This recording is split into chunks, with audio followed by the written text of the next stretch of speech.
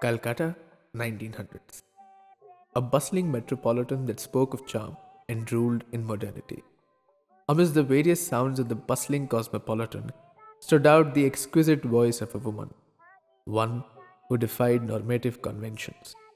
For it was said, no self respecting mehfil was complete without her presence. Along with a common idiom, Gauhar के बिना महफिल जैसे शौहर के बिना दुल्हन.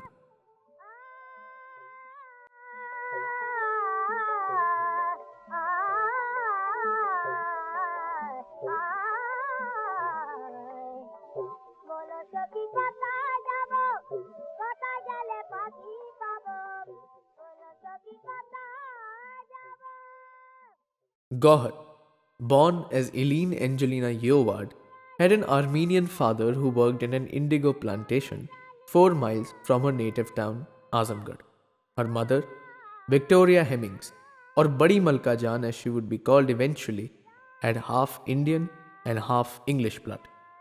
After a rifling divorce from her husband on the grounds of infidelity, Badi Malka Jaan, then with her lover Khurshid, shifted to the epicenter of Indian classical music, Banaras.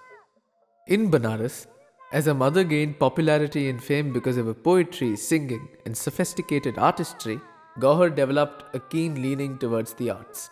During these years in Banaras, she fondly observed her mother singing, growing into a respected tawayaf, who had patronage from the highest gentry of the city.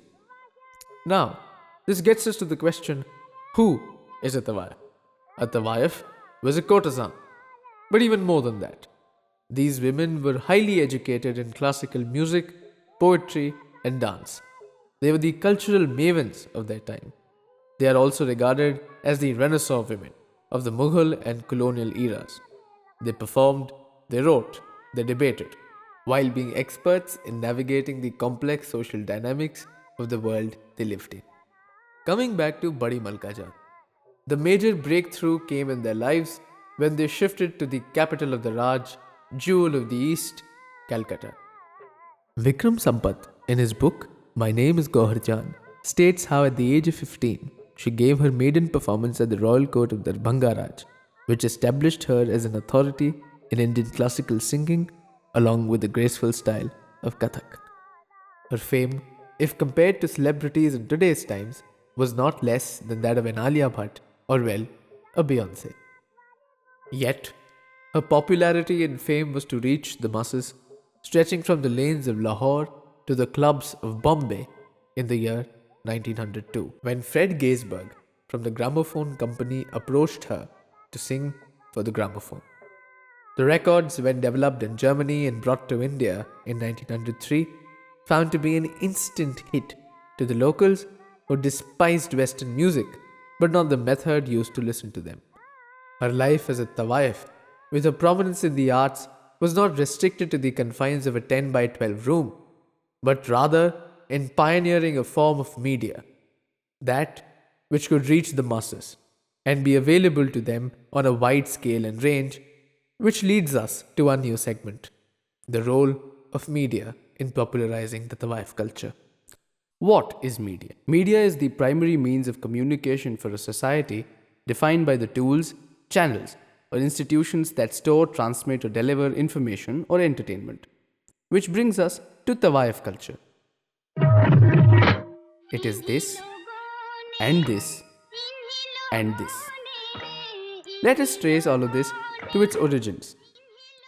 According to the news outlet The DNA, the first courtesan to act in an Indian movie was Jaddan Bai, the mother of Nargis. The film she acted in was 1938's Raja Gopi Chand. Subsequently, she set a stage for courtesans in Indian films, making them the original pillars of the newly developed art form.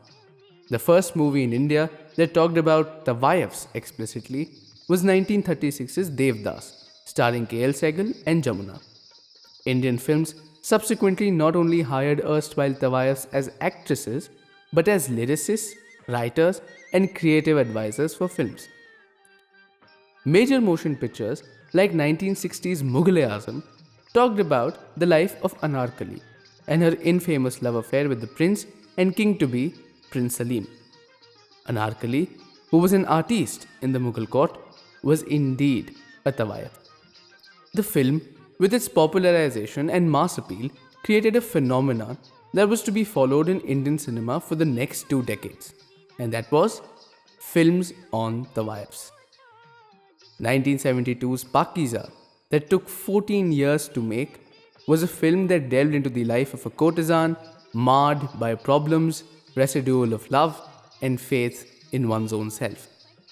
Followed by Jaan in 1981, starring Rekha, which was based on the novel written in 1905 by the name of Jaan Ada by Mirza Muhammad Ruswa, based on the real life courtesan from Lucknow with the same name.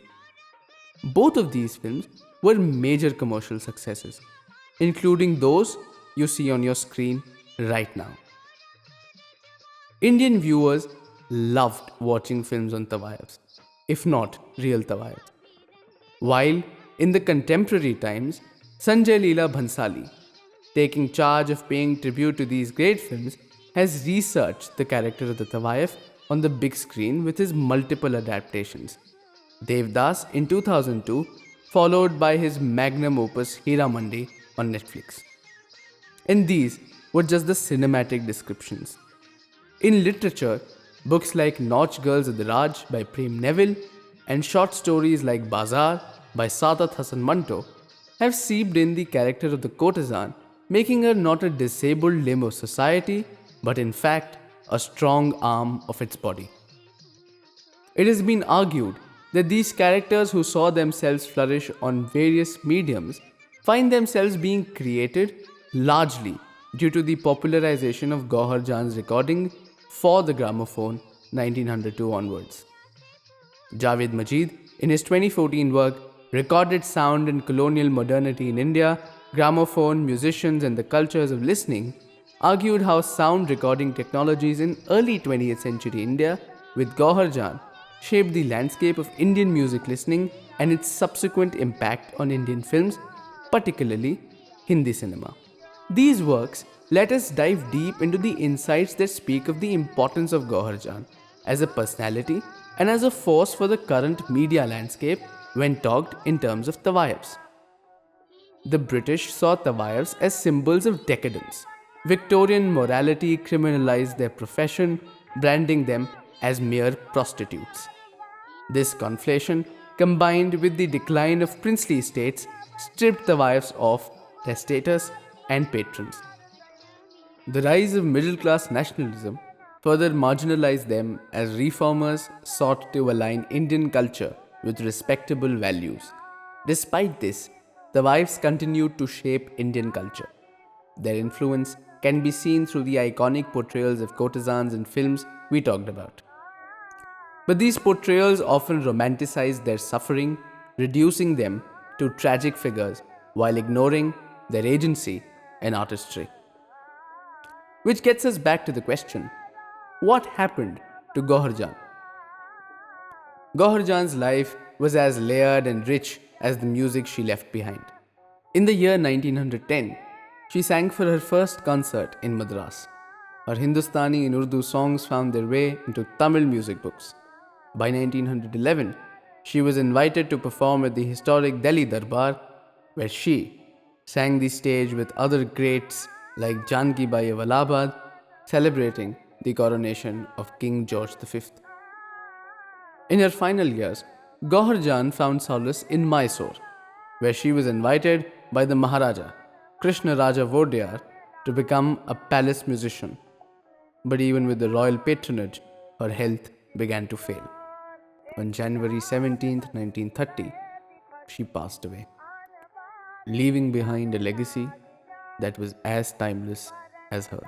Despite her contributions being remembered by a few and her songs and stories aging with time, what remains of her is a heritage that she reminds us by saying this at the end of each of her recordings.